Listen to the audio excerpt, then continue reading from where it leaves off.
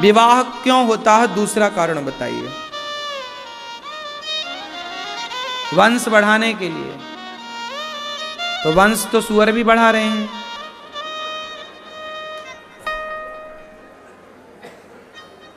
वंश तो सब बढ़ा रहे हैं, चिड़िया बढ़ा रही है वंश, मगरमच्छ बढ़ा रहा है वंश, मछलियां बढ़ा रही हैं वंश।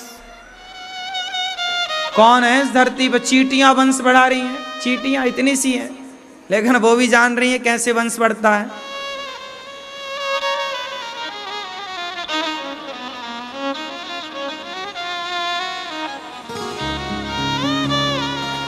आप कह ठीक रहे हो, वंश बढ़ाने के लिए विवाह करते हैं, पर कैसा वंश?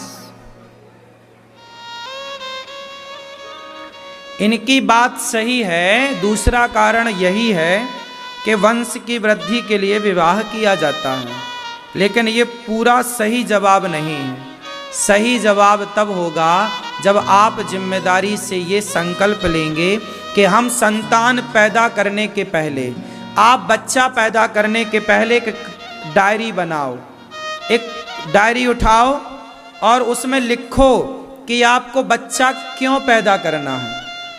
क्यों? जरा बताओ, आपने बच्चा पैदा क्यों किया? अब उत्तर दो, ये दादाजी बताएंगे। आपके बच्चे हैं, क्यों पैदा किए बच्चे? काहे के लिए? क्या उनसे उम्मीद थी? क्या चाहते हो बच्चों से? हैं? बुढ़ापे का सहारा, इतनी सारी जद्दोजहद इसलिए करी बुढ़ापे में सहारा।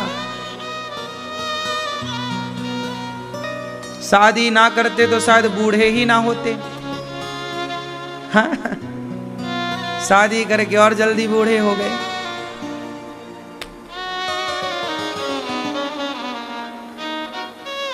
सुनो, शादी कर लो, क्यों करते हैं? यज्ञ के लिए, पहला। दूसरा, एक कागज उठाओ, एक कलम उठाओ और सब लोग लिखो कि मुझे बेटा क्यों पैदा करना है, क्या कराऊंगा उस बेटे से मैं। क्यों बच्चे पैदा किए जाते हैं? आजकल जितने बच्चे पैदा हो रहे हैं, ये अपने माँ बाप को गिलास भर पानी नहीं दे रहे हैं। बोलो हाँ। 80% बच्चे पानी नहीं दे रहे हैं, 20% बच्चे ठीक ठाक हैं। बात सही है? जो तुम कह रहे हो कि हमारे बेटे बुढ़ापे में साथ देंगे, चलो, हर आदमी यही मानसिकता से बच्चे पैदा करता है, लेकिन क्या बुढ़ापे में बच्चे साथ दे रहे हैं? बोलो। यदि बुढ़ापे में बच्चे साथ देते तो फिर हमें वृद्धाश्रम बनाने की जरूरत क्यों पड़ी? यदि बुढ़ापे में साथ देने के लिए बच्चे पैदा किए हो, बात सही है, गलत नहीं है कि बुढ़ापे में साथ तो चाहिए, लेकिन बच्चे साथ दे कहां रहे हैं? आपकी उम्मीदें तो सही हैं, लेकिन बच्चे कहां?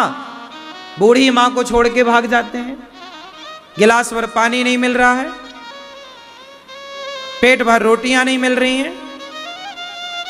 इसलिए कहता हूं कि बच्चे पैदा करने के पहले पति पत्नी बैठकर ये डिसाइड करो कि हमें अपने बच्चे को जब पैदा करेंगे तो उसे सबसे पहले संस्कार देना है।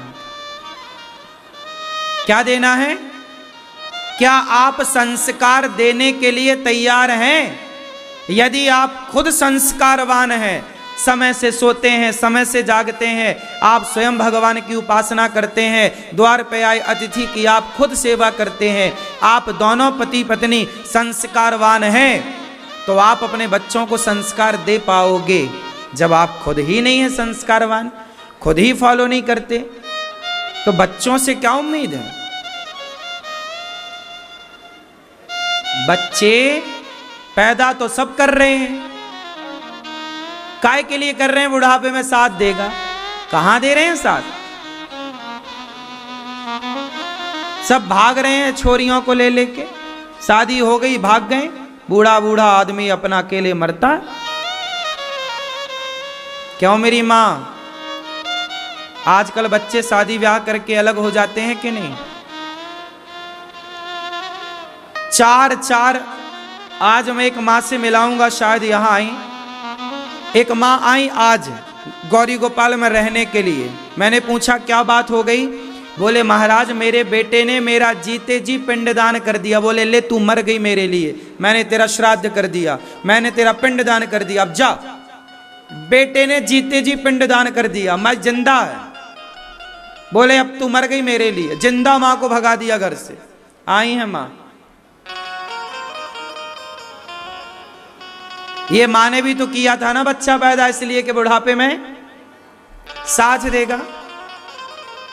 सभी बच्चा, सारे बच्चे इसलिए पैदा होते हैं, माँ बाप इसलिए पैदा करते हैं, साथ देगा बुढ़ापे में, का सहारा बनेगा, लाठी बनेगा हमारी। पर लो बच्चे तो जीते जी तुम्हारा पिंडदान करने को तैयार है। इसलिए बच्चा पैदा करने के पहले आप माँ बाप पहले बैठकर ये डिसाइड करो कि क्या आप अपने बच्चे को सही दिशा पर, सही रास्ते पर, अर्जुन की तरह, ध्रुव की तरह, प्रहलाद की तरह बना सकते हो।